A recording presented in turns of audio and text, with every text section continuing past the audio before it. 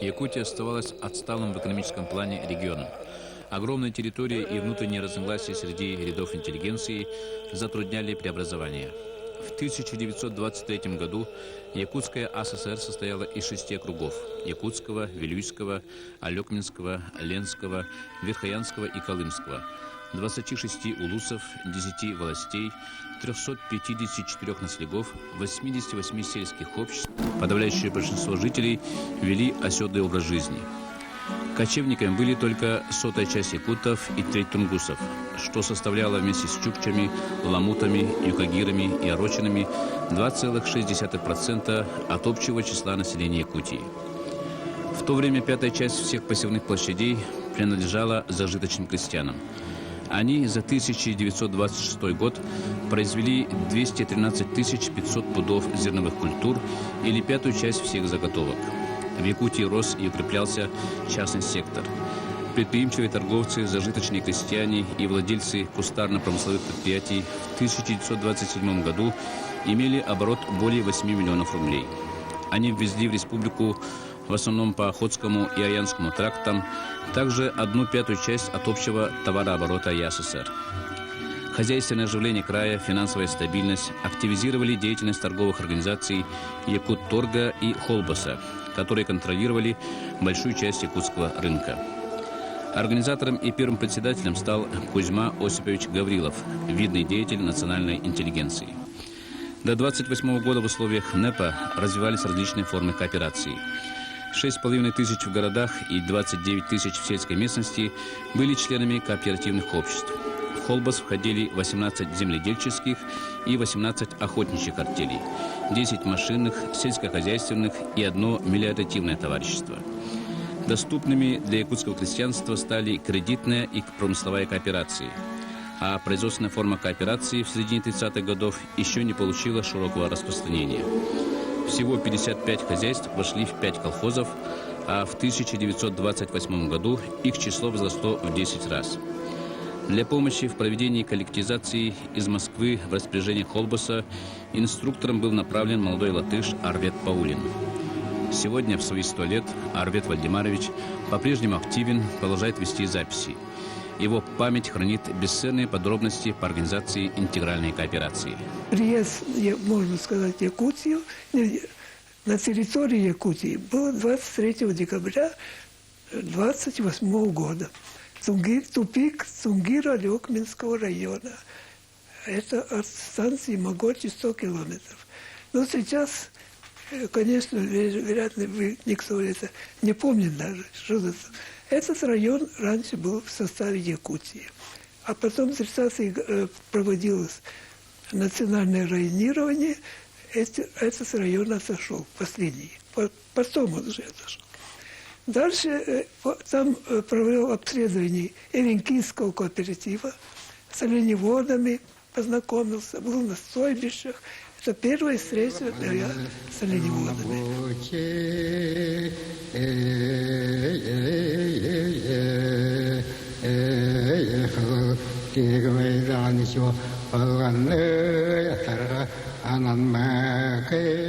Прямо удивился нашим эвенкам вот такой общительности, вот построении своей кооперации. Мне прямо воодушевило вот это отношение, уровень, который они сами, уже приобщаясь к Советскому Союзу, уже организуя кооператив свой, выросли на таком уровне. Моя задача была самая поставлена – изучить, ознакомиться в первую очередь с этими районами и вести работу, организаторскую работу по созданию кооперативной организации. В это время проходили земпеределы, как раз большая работа, комсомольской организации там вовсю работала, это в Вилюйске. Ну, а Булун поехал. Ну, там, конечно, положение оленеводов было очень, ну, такое небогатое.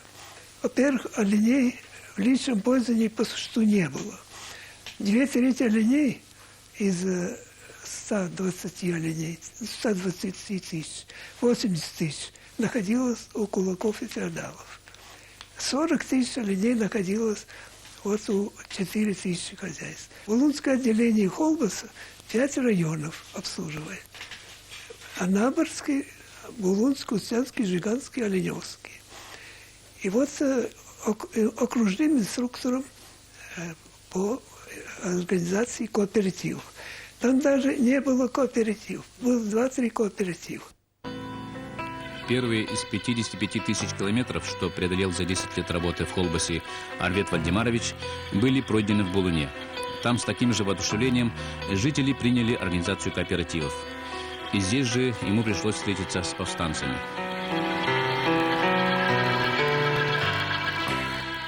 Бандиты, которые приехали из Якутска, организовали отряд, арестовали всех руководителей района и по мере, которые подъезжали, собрали всех в тюрьму, человек 30-40. Они там 2 месяца лежали в тюрьме под страхом расстрела. Ну, народ приходит, обращается, что делать? Ну, я говорю, решайте ваше. Я только что приехал.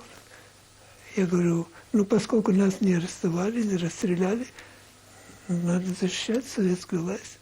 Ну, решили, отряд, 20 человек сразу записались. Взяли берданы, караул. Вообще-то шло, как в кинематографе. Мы уже собрались. Народ шили перчатки с одним пальцем, там, чтобы винтовку можно было стрелять. Весь отряд. Едем, значит, воевать с бандитами, освобождать Булун. С казачинским отрядом. Соединиться там, караулах. Потом уже не в силе нарт едет, видно какой-то. На нарте едет какой-то человек незнакомый. Подъезжает, говорит, Паулина, где? Секретный документ. Оказывается, все документы прислал. Уже в Харулах прибыл отряд из Якутска. Спустя месяц после того, как банда уже захватила это. И дает нам, уже включает наш сводный отряд войск ОГПУ. Таким образом я получил такого почета, который сейчас вызывает такое опасение сразу. Что такое ОГПУ, специальный отряд? Приняли участие, засаду строили. Был убит один бандит, но засада, бандиты ушли, наступление пошли на Тюмети. Я получил в бою ночью ранение по руке, и ночью ничего не могли сделать. Потом пришел отряд уже из Булуна, который шел. Меня отозвали в Булун, прорабатывать мероприятия, как дальше поступать. И отсюда уже таким образом мое участие в этой деле кончилось. Когда уже на территории Анабарского района банда была разбита, начались перевыборы советов. В Булуне был создан оленеводческий совхоз, который назвали Холбас. Арведа Вальдемаровича для организации колхозов направили в Русское Устье, где крепкие хозяйственники, середняки не спешили входить в коллективное хозяйство. В долгих разговорах приходилось убеждать сомневающихся. Видя забитость батраков, он стремился помогать бедноте. В то время нередки были случаи явных перегибов. Так сосед Паулина в Чакурдахе докладывал руководству о сплошной коллективизации в районе. По всей республике прокатилась волна передела собственности и уничтожения кулака как класса. Пострадали десятки тысяч крепких собственников и бедняков, не желающих вступать в колхозы, которых причисляли к подкулачникам. Жесткая система госзаготовок и госпоставок, требовавшая выполнения завышенных планов за счет личного скота колхозников, привела к ликвидации личных подсобных хозяйств. По доносам, даже у небогатых крестьян изымались излишки продукции. А в отношении владельцев значительного хозяйства применялись суровые меры – переселение в отдаленные районы. Как, например, в случае с Анкудиновым, доверенным лицом крупного промышленника Черных, который контролировал торговлю в Мухтуе. Его выслали в Бодайбо. Когда было вот это раскулачивание, все, кто знал моего деда, за его честность, за его порядочность, они были все против. Все были против. И поэтому, может быть, что их и не сослали далеко, а только в Бодайбинский район. Причем это ну, дали возможность кое-что и увезти с собой. Вот. И потом, значит, все-таки они написали, и все-таки добилось вот население вот этой деревни и вот этого района, добилось, чтобы его реабилитировали. И уже года 2 там дедушка прожил, может быть, даже год прошел, и реабилитировали, и просили его возвратиться. Ну, вернее, разрешили ему возвратиться. Но вы знаете, русский характер по пословице «пересолю да выхлебаю». Видимо, обида была какая-то, так он остался. Вот я только помню, там стояли вот эти терриконы, эти отвалы огромные высотою. И в этих отвалах, значит, им позволили сделать землянки. К концу 1930 года было организовано 374 колхоза. Из них 254 артели, 111 тысозов и 11 коммун. Земельная реформа 1929 года ввела уравнительный принцип распределения земли, тем самым создавая условия для массовой коллективизации. Земли раскулаченных жителей распределялись подушно среди населения, а их имущество передавалось во вновь создаваемые колхозы. Но восстановление экономики после долгих лет гражданской войны требовало новых источников поступления денег, наращивания золотого запаса. Все усилия были направлены прежде всего на создание горнодобывающей промышленности, на поиски недровых богатств. Якутская окраина пока известна миру только как страна пушнины. Но при известных возможностях эта страна должна быть богатым промышленным краем. Золото, которое мы, несомненно, имеем, для нас представляет область неведомую. А выяснить это крайне необходимо. Говорил на Всеякутском учредительном съезде Советов в январе 23 года Максим Кирович Амосов.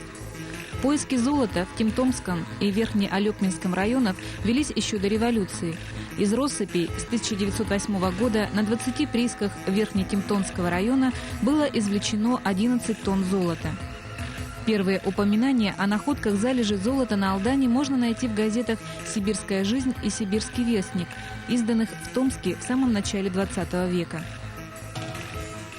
Еще раньше в отрогах Станового хребта экспедиция генерального штаба полковника Ахте нашла знаки золота в 1851 году. Но эта ласточка еще весны не сделала, а сделали, значит, богатое открытие, это уже последующие экспедиции и партии. Вот. Но тогда назывались они поисковые партии. Например, много искал, значит, большую работу провел в этом направлении купец Опарин, Верхнеамурская компания. Несколько раз они, значит, посылали свои партии в эти районы, где нынешний Алдан находится, или ближайшие пункты, но результаты они старались, значит, не разглашать. Даже рабочие не знали об этом. Местные жители этого района часто встречали золото. Узнав от очевидцев Эвенков о его признаках в районе реки Артасала, Вальдемар Петрович Бертин, бывший старатель из Бодайбо, высказал свои предположения о богатстве этих мест в газете «Социалистическая Якутия». В Якутске в апреле 23 года была организована первая якутская трудовая артель, и Бертин, мобилизовавшись из якутского гарнизона, возглавил поисковую партию. В нее вошли 19 человек, бывшие партизаны, приискатели и представитель наркомторпрома Нисковских. Кроме этого, в составе артели были 2 женщины. Первоначальные пробы обнадеживающих результатов не дали, но когда, промывая пески, поднимались по Артасала, заметили, что содержание золота увеличивается. Там как раз выходил один безымянный ручей. Вот, подходя на подходах к нему, они заметили, что золото попадается все больше и больше знаков. И они, значит, повернули туда. Бертин прошелся, значит, по этому ручью, увидел там костер, увидел там палатку. Там находился, как оказалось, находилась семья Тарабокина Михаила Прокопьевича, который со своими, значит, родственниками прошел от Буяги, ну, за Тамотом, прошел сюда на поиск. Тарабукин знал, по рассказам Ивенков, о содержании этого золота там именно вот в этих местах. Этот ручей незаметный, потом его назвали незаметным, он всего 3-4 километра длиной и 15 саженей ширины, оказался баснословно богатым.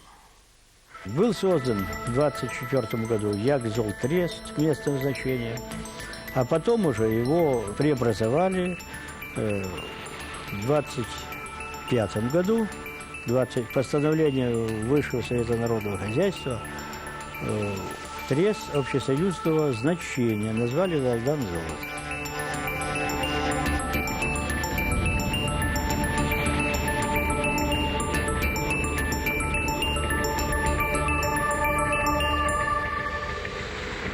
Первый год, уже первый операционный год, уже было закуплено Якутсгосторгом на центральном Алдане 190 пудов золота.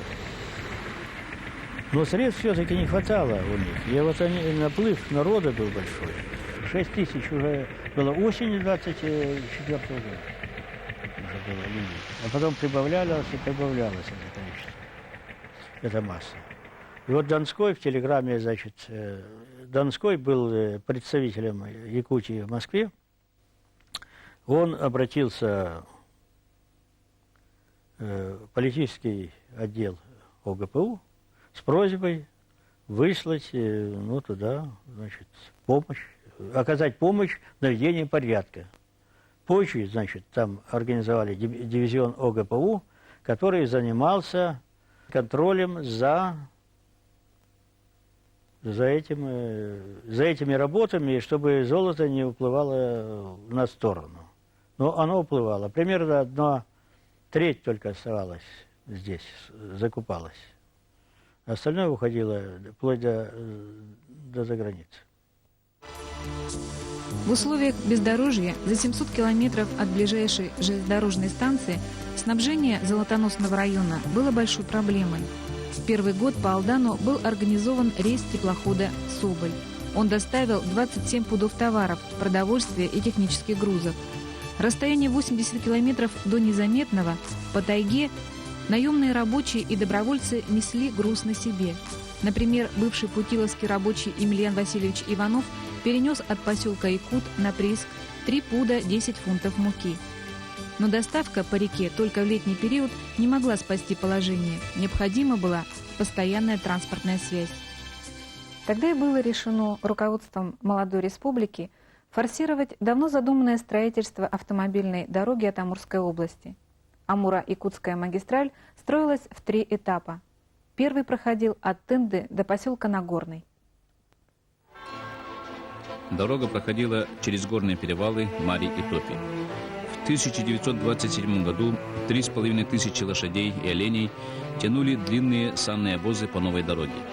На лошадях работали частновладельцы. На отсыпке дороги использовали и верблюдов, арендованных в Монголии. Верблюжий транспорт из 50 единиц работал сезонно. С осени их доставляли по железной дороге до станции Ларинск, Большой Невер. А весной, после окончания зимних перевозок, верблюдов грузили в вагоны и отправляли обратно. Один рабочий отвечал за 5 верблюдов, и груз получал на 5 подвод. Груз состоял в основном из листового железа для изготовления печей, лопат и инструментов. В 1929 году дорога Большой Невер-Алдан была открыта. В этом году по трассе прошли первые 5 грузовых машин фирмы «Штейер». Кстати, самым первым автомобилем на территории Якутии владел еще в 1914 году владелец центральной аптеки в Якутске Попов. Горожане называли новое транспортное средство ПИП-1 за характерный звук. Позднее автомобиль использовали для обучения слушателей первых курсов шоферов, организованных Народным комиссариатом труда ИССР при дивизионе ОГПУ. В 1929 году Петр Николаевич Машицкий пригнал первый автомобиль «Форд» для ЭЦИК. Бьюик-32 был доставлен из Иркутска на карбазах по Лени. И только в 1931 году, когда дорога дошла до Якутска, туда пригнали 3 грузовых автомобиля марки «Форд». За рулем одного из них был Петр Машицкий. В 1933 году по маршруту Якутск-Алдан-Якутск был проведен первый зимний пробег автоколонны ГПУ. Вплоть до 1938 года по Амуро-Якутской магистрали доставляли грузы золотопромышленникам Алдана караваны верблюдов. Их число доходило до 5000. Рейс длился 35-40 суток. Им на смену постепенно с 1932 года по распоряжению Аямтранса стали поступать автомобили марки АМО, Бюссинги, Ярославцы, ЗИС-5. Скоро автопарк состоял уже из 220 машин. Скорость доставки грузов возросла в 2 раза. Продовольственный груз привозили зимой до поселка Утесный, ныне Чульман. Оставляли за рекой, где не было моста, а затем везли дальше на Алдан. На правой стороне находился автопункт. Там же находились их управление, которое было. Вот, клуб. Здесь внизу берега реки, на берегу реки находился. Почта находилась. Магазины были в то время, 2 магазина. Райповский, тогда называли Буяга, вот, и Золото-Процнаба. А на левой стороне находился дорожный участок. Это были дорожники. У них там был тоже свой гараж и свои мастерские, которые обслуживали автодорожную технику. Ну, там стояло 4 бокса. Вот. Но тогда в основном автотранспорт, который в то время был, это ЗИС-5, который пользовался Аям, вот именно Аям пользовался. ЗИС-5 были. И были немецкие несколько машин там 5 или 6. Это Бюссинги и Крупы. Это были 5-тонные машины. Машины, они же не обогревались. У них кабины, во-первых, холодные, только полики деревянные были внизу. И шофер сидел в шубе, или там у кого был даже тулупы были, только так. Если сломалась машина, это просто был ЧП. На этом участке стоял кордон милиции, велась проверка документов и выявлялись контрабандисты золота. Ведь золотая лихорадка привела в район сотни старателей, были даже из Китая. По трассе были устроены лагеря. Один из них находился в Чульмане.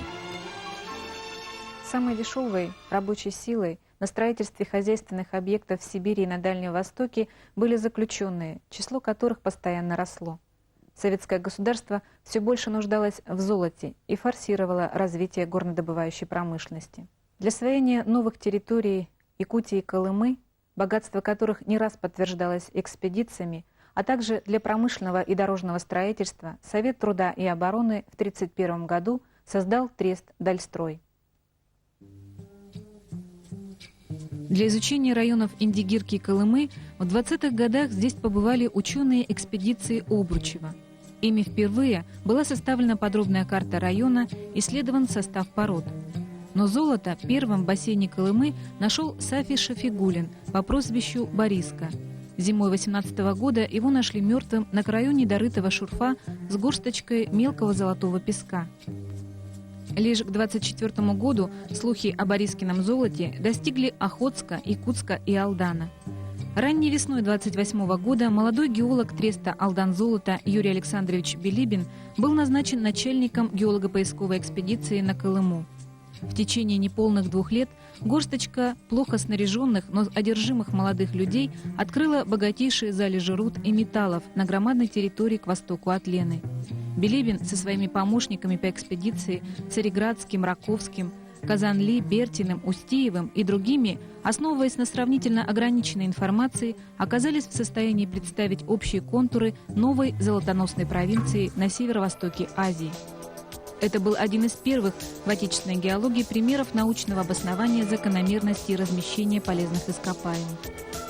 Утверждение Билибина, что Колыма – один из величайших в мире золотоносных районов, стало решающим в организации Дальстроя. Директором новой организации был назначен Эдуард Петрович Берзин, только что сдавший правительственной комиссии Вишерский целлюлозно-бумажный комбинат, построенный заключенными. 4 февраля 1932 года на пароходе «Сахалин» в бухту Нагаева прибыло руководство треста. Дальстрой с первого своего дня, не входя в какой-либо наркомат, занял особое положение в системе народного хозяйства страны. Непосредственно организацией треста и его деятельностью стали заниматься карательные органы. Сначала ОГПУ, а с 1934 года НКВД. Очевидным было то, что за счет привлечения вольнонаемных рабочих и служащих быстрыми темпами район не освоит. К осени 1932 года в пароходных трюмах из порта Ванина доставили уже 10 тысяч заключенных. За первое лето удалось построить автодорогу в золотоносные районы только до 30-го километра. Грузы приходилось перегружать на трактора, сдерживались возможности золотодобычи. Тресту требовался мощный приток рабочей силы и специалистов. Речь шла о новых партиях заключенных, о новых лагерях. Предложение Берзина об этом было одобрено Сталином.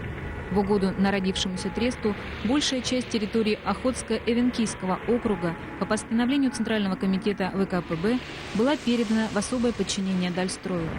Первые известные, но неразведанные прииски отстояли от побережья Охотского моря на 500 километров. В этих условиях строящаяся Колымская трасса не сулила быстрого решения многочисленных проблем. Здесь недалеко, 4-5 километров от Уснеры, совхоз «Дружба». Здесь была база, там такая, распредлаг.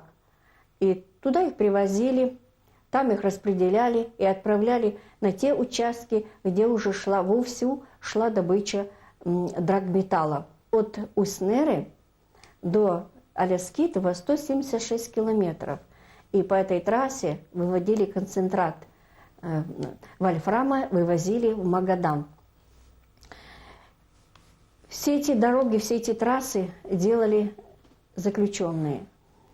И вся эта Колымская трасса, которая для нас является сейчас трассой жизнью, она практически это трасса смерти. Если вы будете ехать по Колымской трассе, здесь редколесье, почти ничего, никакого делового леса такого вы не встретите, потому что весь лес уходил на строительство мостов, строительство автотрассы, и потом все это сжигалось. Машины здесь были ЗИС-5, которые работали на чурках. Это чурочное газогенераторное топливо, так называемое. Поэтому весь лес уничтожен. Если он есть, то очень далеко в тайге. Дальстрой или северо-восточный лагерь ОГПУ распространял свою деятельность не только на Колыме, но и на часть Чукотки и Якутии. Татинский, Момский, Усьянский, Аймиконский, Тампонский улусы до середины 50-х годов фактически принадлежали органам внутренних дел. На территории Аймиконского района располагалось порядка 30 лагпунктов и исправительно-трудовых лагерей. В основном они находились в местах золотых, урановых, вольфрамовых и других месторождений. По ответвлениям Колымской трассы протяженностью 5000 километров. На нулевой отметке располагался лагерь политзаключенных Аляскитовый. Условия были очень тяжелые, хлеба не хватало. Иногда были такие дни, что не могли привезти муку, испечь хлеб, потому что погодные условия были тяжелые. Ну, основной продукт был это селедка, и варили какую-нибудь баланду, селедка и хлеб. Ну, голодали. Вот Юрий Львович Фидельгольц, он в своих письмах очень подробно описывает и рассказывает о быте и жизни заключенных. Действительно, это рабский труд с унижением, с оскорблением. И самое главное, это убить в человеке человека, унизить его и уничтожить его, чтобы он потерял чувство человеческого достоинства, самоуважения к себе. Это им удавалось. Предприятие Аляскитова, где добывался вольфрам кварца, это очень серьезное такое, очень опасное для здоровья предприятие. Один из заключенных, Федор Иванович Суходольский, вспоминает, что когда мы оттуда выходили, внешний вид наш был такой, словно нас замочили в воде, а потом опустили в цемент. И вот эта пыль из кварца, она разъедала дыхательные пути. И почти все люди погибали впоследствии от силикоза, силикотуберкулез легких. Хранили ведь в гробах, которые сделаны были из жердей, потом в ящики. А в ящиках, как вспоминает Федор Иванович, хоронил он людей, сам как работал он Ну, значит, был он как медбрат, что ли, и его просили готовить заключенных к захоронению. И Федор Иванович вспоминает, что ему приходилось рубить на части, на две части человека, и закладывать в ящик, и хоронить, потому что гробов нечего было делать. В среднем основная работа, производимая заключенными, фактически не оплачивалась, что приносило Дальстрою фантастические прибыли. Так, за 1933 год все лагерные расходы, включая денежные вознаграждения заключенным, составили 27 миллионов 800 рублей, а прибыль от их труда – 43 миллиона. Чтобы увеличить поставку дешевой рабочей силы, в Центре были приняты ряд постановлений в ЦИК и Совета народных комиссаров СССР, по которым стирались различия между крупными хищениями социалистической собственности и мелкими кражами, скажем, горсти зерна, кочана капусты. За это полагалось от 10 лет заключения или расстрел. В лагеря стала поступать идеальная рабочая сила – колхозники. К концу 1933 года там содержалось уже 27 тысяч человек. Многократный прилив даровой рабочей силы не замедлил сказаться на результатах деятельности такой суперорганизации, как Дальстрой, который Сталин называл комбинатом особого типа.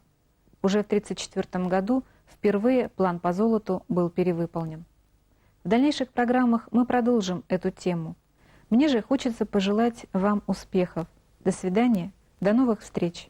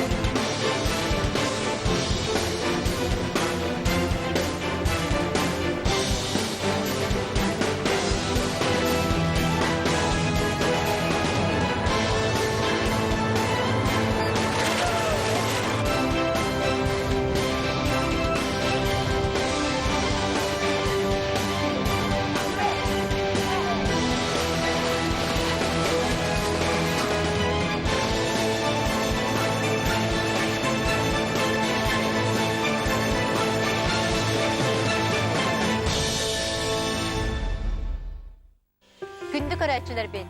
Сақа телевидениятығар. Балаған үйін 19 күніттен, күн ақсын күніс 12 час 15 минуттаға. Бейгінден берге болар күтін ұмнымаң.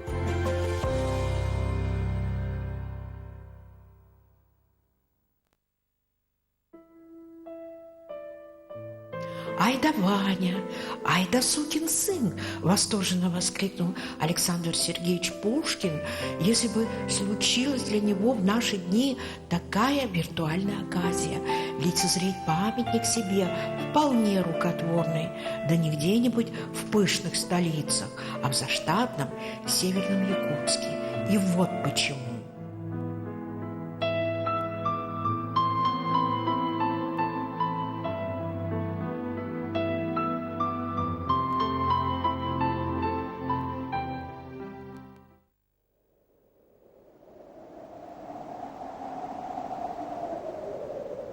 Тусту Никитин отта бияға хақайырғар спорт номер 1 сақа барын туғара тусту бар болы сақала бия ұры тұрқаттан бұлыр бірғаттан мандық тустуына өбілуін ұрықпыт. Мен бұла тустуынан 9 сааспыттан жарттан бұтым. Бастығы тренерім ағам әті Контест Степан Степанович кене мағрас спорт школы пизургунан үләбіті, үләлейден сексері бұта тұсту. Оны әчілері тейіп, ол ғылларға меха олла кене барсоқы болан ағыл бұта, оны күтті қауынияны тей бұтым, ол барсоққаннан. Онтан ата тұсту бол бұтым.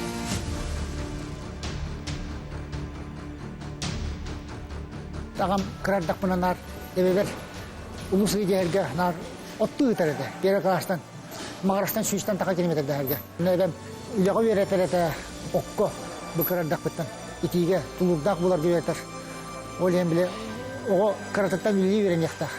Отчағына бұл ұлыққа сетекелі ақ.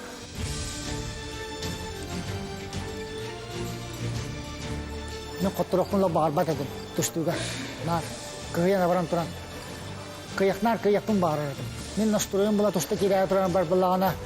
Бұл сапенікпітін күшке чилейтін режимі каспатағам детақпына бұла тұқ меха күйс уақ керер.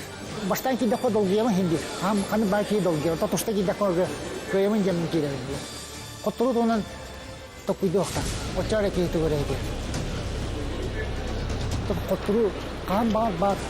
Оны тоқтаңын, абараңын, мотивациялаңын, күйске чилемін, режимнамын өсі, анализтамын, Тобылғанығы қотта бұлттың жемін, топқыйдамын, иле жарықтанамын, өсі күйіске әчілемін, қиылар кәрелер. Андырды чемпионы болып баратын. Ханы пик болы бұл, шишарын, бәтті, көңіл тұстыда. Кім бар қиынсып, қыл көмістен бұл история бол, андырды чемпионы. Бұл экран урокка. Үйрі мұғырын оғата. Ке үллән көлінің тоқпыт сылын хетеспетігер ке үнетті көрер бет жағын атып бәті. Мұғырын оғы берер.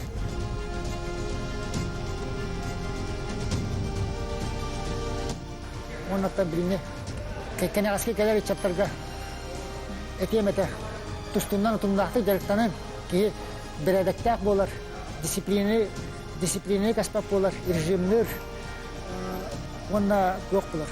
Тұсту кейеға күз оқ берер, қытаны характері берер, тұлыйымты болаған, қанны бар үлелергер, олыққа сығала үрдік болар.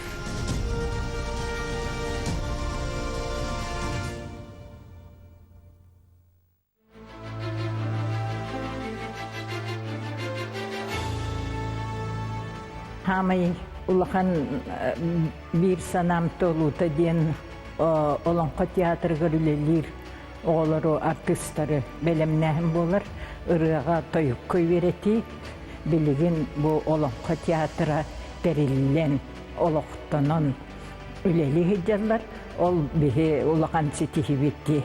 Hanıbın, onun da oyunoskay bile süsüllaq ulu bulana dolu okunduk. Aspıt kemmet, ayqallah suala, arçılır ar algıhın berdi. Sakabıt sire johun dualan saydı artıgar tüverağa düştü. Sana üye erele saydı ünü kühüger. Saha omuk keskile sayağas ıççatıgar.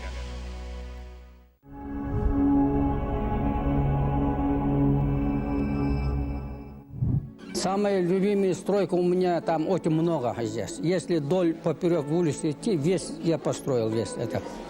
Тогда у НР-50 проектный институт, детский мир, вот, хлебзавод старый. Так, все это по улице идешь, там все мои. Этот мелкий объект я не считаю. Майт Савич практически всю жизнь усердно трудится на всех крупных стройках города. Он начинал свой профессиональный путь, отдав долг родине в советской армии в Красноярске. Проработал в городе какое-то время каменщиком на местных стройках, предварительно пройдя учебные курсы. Каменные здания Красноярска произвели впечатление на Майя Савича, что впоследствии послужило мотивацией для продолжения деятельности уже в Якутии. В 1960-х годах Майя Савич возглавлял комплексную бригаду СМУ-1, которая построила кинотеатр «Лена», Также ею было завершено строительство областной больницы и других проектов. В 1960-е годы в нашем городе началось каменное строительство. Впервые за советское время на вечной мерзлоте в каменном варианте стали возводиться не только здания отраслевых ведомств, но и жилые дома. Для возведения ДСК в главякутстрое создано новое подразделение – Трест-площадка номер 1.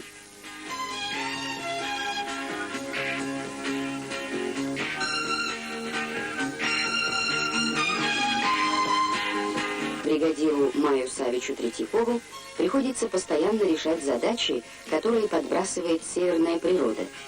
Пески и плавуны создают порой непредвиденные технические трудности для установки свай. А установить их надо ни много ни мало 8000. Работая в Якутстрое, бригада Мая Савича также занималась стройками в Алдане, Мирном, Нерюнгре, строительством заводов в Якутске. Делу строителя Май Савич посвятил 60 лет своей жизни. Нашим молодым строителям есть с кого брать пример преданности своему призванию.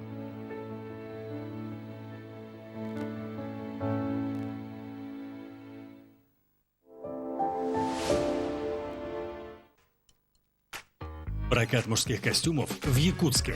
Подберем костюм на любое ваше мероприятие. Мы сэкономим вам ваше время и ваши деньги. Обращайтесь. Октябрьская, 16, /2. Телефон 8 914 292 81 58. С 22 по 23 сентября в Якутске состоится Республиканский гражданский форум «Современные реалии. Время действовать», посвященный столетию образования Якутской автономной Советской Социалистической Республики и Году Матери в Республике Саха-Якутия. К участию приглашаются представители некоммерческих организаций и всех активных граждан, готовых развиваться и действовать во благо процветания нашей республики. Форум «Современные реалии. Время действовать» ждет вас.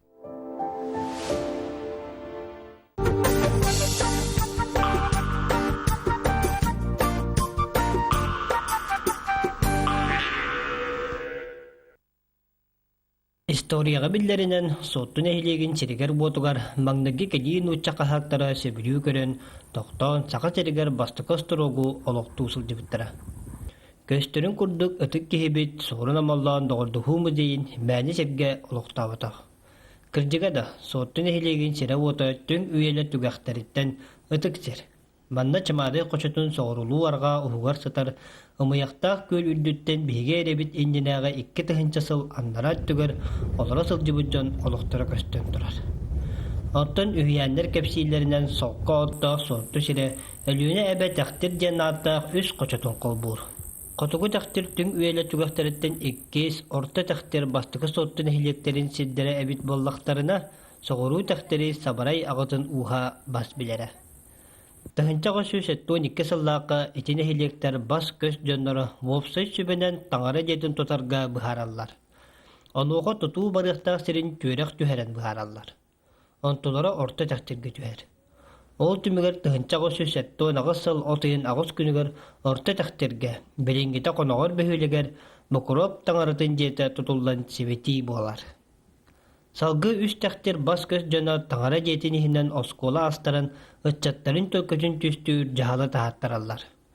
Ол түмігер тыхынчағы сүз 92 сыл 6-ны үйуан ағыз күнігер кырдалга оскола ахыллар.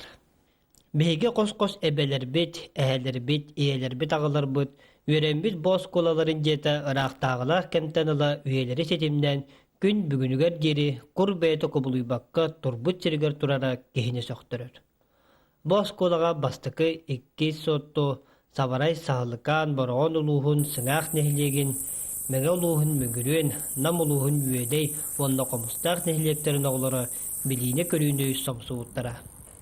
Де етендік сақа сәрін историятығар білдер көстер соолу ихылар ытык сирге 1972 сылттан соттутағы 19 нөмірдақ профессиональный технический училище объектерін тұтуы сағаланар. Бұл ытык кырдалга түң үйелі түгақтарыгер болан аспыт кере бәле истерический солталақ түгендер, онда ол салдандағы техникум күн бүгінгі олығы бұстыспат сетімдақтыр.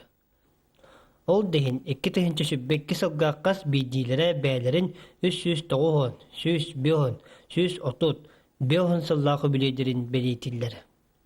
Усалдан техникумын бүгүнгү күндәге эдер келдиктибе, жөрөк төспүт верак серинтен булыргы үтүү гестерин умнубат, ылынар, ытыктыр, ванна салгы сайындарар.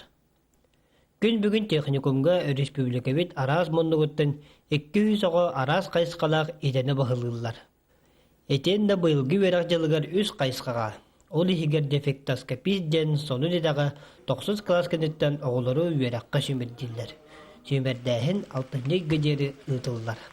Быйылгы жылга үз группаны навурдулар вот, ол курдук сварочная технология, онда дефектоскопист бу хава мастерскайдарга.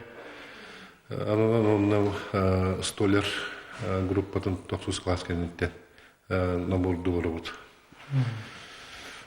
Тут техникум толору качылыла бара биектер барата благоустроендай мастерскайда бара хагалар келен үрінер олар әлбәқ білінелан барықтыры, оны шөе специалист болан тақсаларын қайывыт, әрендері бит, преподавателер бұд қылайы тағымларын үрдетен Россия хамы шөе базалақ мұнықтырыр баранлар, курс баранлар үйренелілер, мәйелерін тағымларын білгелерін кәңетен өсі бұл оғайдарығар дөсі кілік берелілер.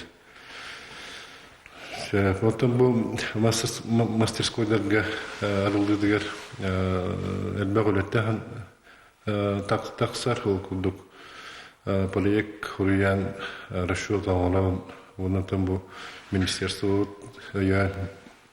конкурсу кайымыт bu мастерская рылыбытынан улахан макталбытын тердебит. Оннан бәйбит институт булгар, институт развития профобразования. Быйылгыттан дефектоскопист идага республика үдүнен иккере сирге белемдилер. Беди күнүн көрсө улустагы техникумудугар абыстага мастерскайдар арылындылар. Бире сабарка сыгыннах икке нерегирсайсы контроль денер. Дефектоскопия талбыта олар сып-сырдык мастерскайга седак оборудованиялары туханан веренехтере. Өтө билинги торгуна кулбара огоно сенин болгон татан тагдырга кулбара бул рекламда ине кудук кулбара. Оттон билден турар профориентационный үледен бараннада. Бұл профориентационный үледен оскола олоргар арас хайсханан, арас форманан, бұғытнан баран сөп. Ол күрдік манна мастерскойдарға кәлен, техникумға кәлен оғылар әбей үйрақ бұғытнан күржоқтарға жырқтанақтарын сөп. Юниордар кәлен чемпионатқа білімнен ектірін сөп. Манна кәлен бәлері илилерден атақтарынан тутан этергедлы хабан көрін бәлерін боробаланан меха бу иде барсар әбітту, суға бітту ден профессиональный пробаларға жақтарын сөп. Ноттан білдерін күрдік экскурсия, араз викториналар, студенттер гітті араз көріқтер, еңін үрдікі класс оларын гітті ұтылықтарын сөп.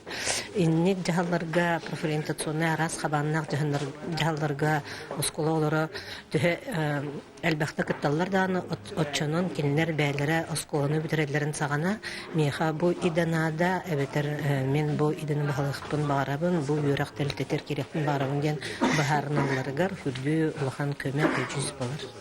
Дефектоскопистер дені судырғытық бағарар болаққа көк төлін, етети, етенді ұтетелдерге тоқ дектақтырын алдаппаққары бағарар специалистер болалар. Контролга амбастан кие караганан ийнен караганан көрөн билбекелер хатта олим буланы кемеден көрөн олим була башкы контрол була визуальный измерительный контроль де хатта бейула каракутнан көрөн олора бу билбекелибит так олора бу латнер лупа так кемеден көрөн Кәмәдилбиде болағына феминен болағына туақ. Механической измерительный прибордар, это штангет циркуиттан сағылан, чақылыбыра обычный штангет циркуиттан сағылан, қалыбыра бұл иінәғі тағынағы диаметрді кәмәдилге, төхеделінен кәмәдилге тұтылар штангет циркуль. Но если Deni üyernekçide bu üyernekte bu milimetre değerler neydi dursun dikkat edir. Так, onda hamaikin tuttar aslında bir var bu kullanı ultrazvukov spektroskop. Bu kullanı bir yaka sonoy şova acapakara. Acapakara kanna töhüdürünlük dipekler kanlı kardina kartalların buharga tuttavır. Bu kullanı birinci kullanı dokologra detaka ultrazvuk. Hatta ultrazvuk tabii hüddet soğuğu hatta. Kine kanlı kadar dipek, kanlı kadar pustata kellerine ontun teyer hatta. Olta inkenen bunların töttürü preobrazatı gekelen ol dipek tuğunan signali verir. Onunla bu kıvra min sizi ederistik kavgalan tövnette. Bunların baştaki sürün elimini bulan piyasa daçıktın hatta. Bu bulan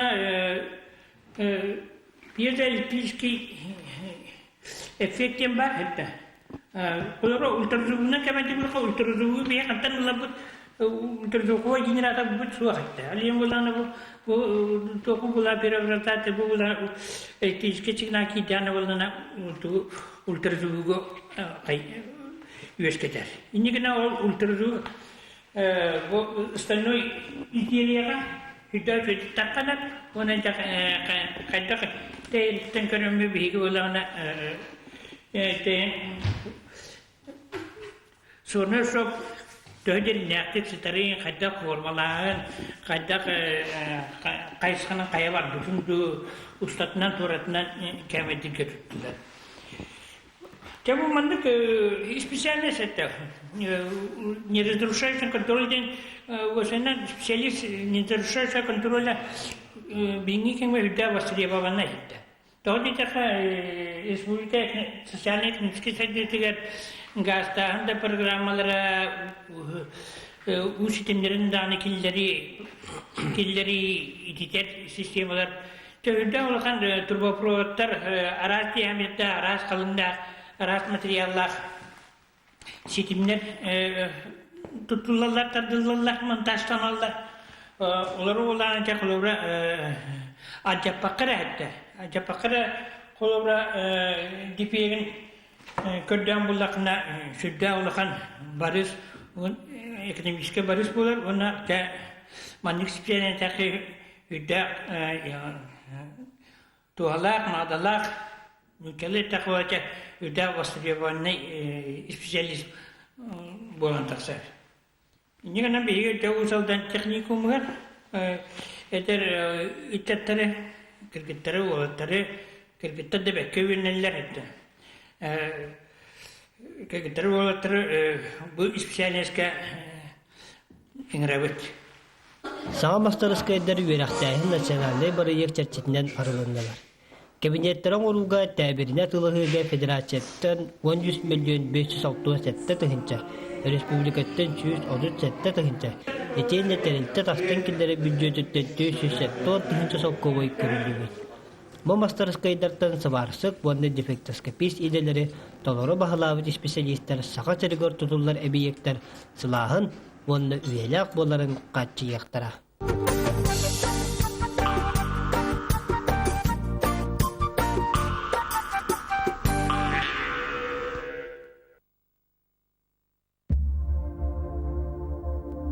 Саңа телевизионный жылга саңа сақалы сериаллары көрүң.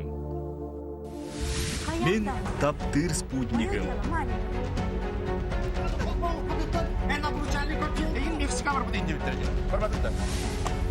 Тумары. Мен еғайын бір развод берем хоа. Егерген қадың харықын. Папа! О, мен титағым. Олох оңочото.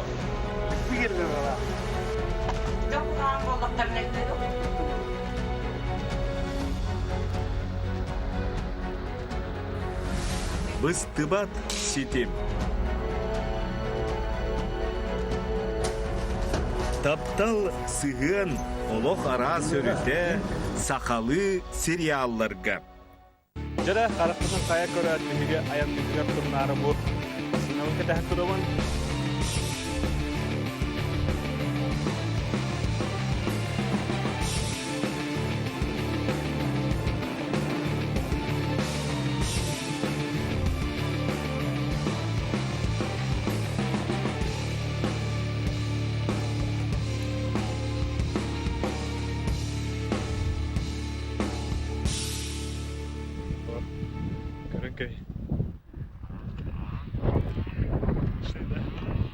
Сохоңа холбон, маннан терехине берилери аралжыдар контені көрөппүт. Оны теңе, жохоңа сахалы мультиктар, жарыктыр, толкудатар видеолар баллар. Бәяға сөптәк контені плейлистан бұл. Жохон, YouTube, Рутуб, оны Telegram каналыгар суруттар.